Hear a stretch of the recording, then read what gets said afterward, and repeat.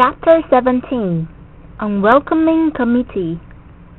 The humbug whistled gaily at his work, for he was never as happy as when he had a job which required no thinking at all.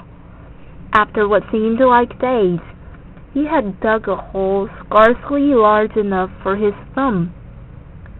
Tuck shuffled steadily back and forth with the dropper in his teeth, but the full well was still almost as full as when he began, and Milo's new pile of sand was hardly a pile at all. "How very strange," said Milo, without stopping for a moment. "I've been working steadily all this time, and I don't feel the slightest bit tired or hungry. I could go right on the same way forever." "Perhaps you will," the man agreed with a yawn. At least it sounded like a yawn.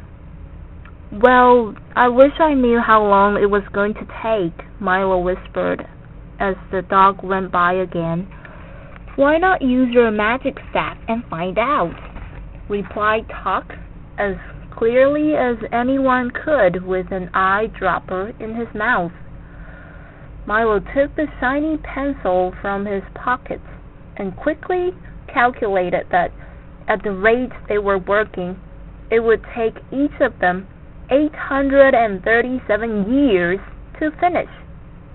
"Pardon me," he said, tugging at the man's sleeve and holding the sheet of figures up for him to see. "But it's gonna take 837 years to do these jobs?" "Is that so?" replied the man without even turning around. "Well, you'd better get on with it then." "But it hardly seems worthwhile," said Milo softly. "Worthwhile?" the man roared indignantly. "All I meant was that perhaps it isn't too important," Milo repeated, trying not to be impolite. "Of course it's not important," he snarled angrily. "I wouldn't have asked you to do it if I thought it was important." And now, as he turned to face them, he didn't seem quite so pleasant. "Then why bother?" asked Tuck, whose alarm suddenly began to ring.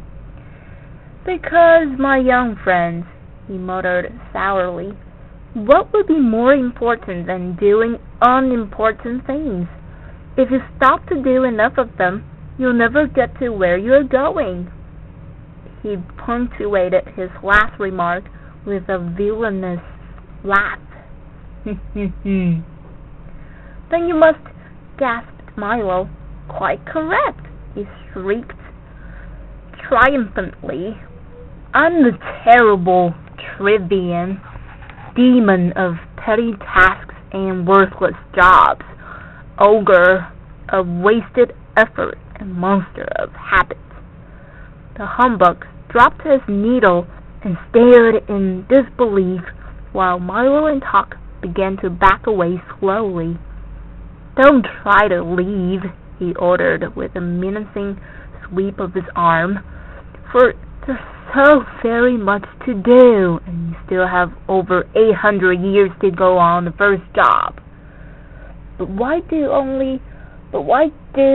only unimportant things?" asked Milo, who suddenly remembered how much time he spent each day doing them. "Think of all the trouble it saves," the man explained, and his face looked as if he'd be grinning an evil grin, if he could grin at all. "If you only do the easy and useless jobs, you'll never have to worry about the important ones, which are difficult. You just won't have the time, for there's always something to do to keep you from what you really should be doing. And if it weren't for that dreadful magic staff, you'd never know how much time you were wasting." As he spoke, he tiptoed slowly toward them with his arms outstretched and continued to whisper in a soft, deceitful voice, "Now do come and stay with me. We'll have so much fun together. There are things to fill and things to empty, things to take away and things to bring back, things to pick up and things to put down, and besides all that we have pencils to sharpen, holes to dig, nails to straighten, stamps to lick, and ever so much more. Why, if you stay here, you'll never have to think again. And with a little practice, you can become a monster of habits too. They were all transfixed by the Trivium's soothing voice, but just as he was about to clutch them in his well-manicured fingers, a voice cried out, "Run! Run!"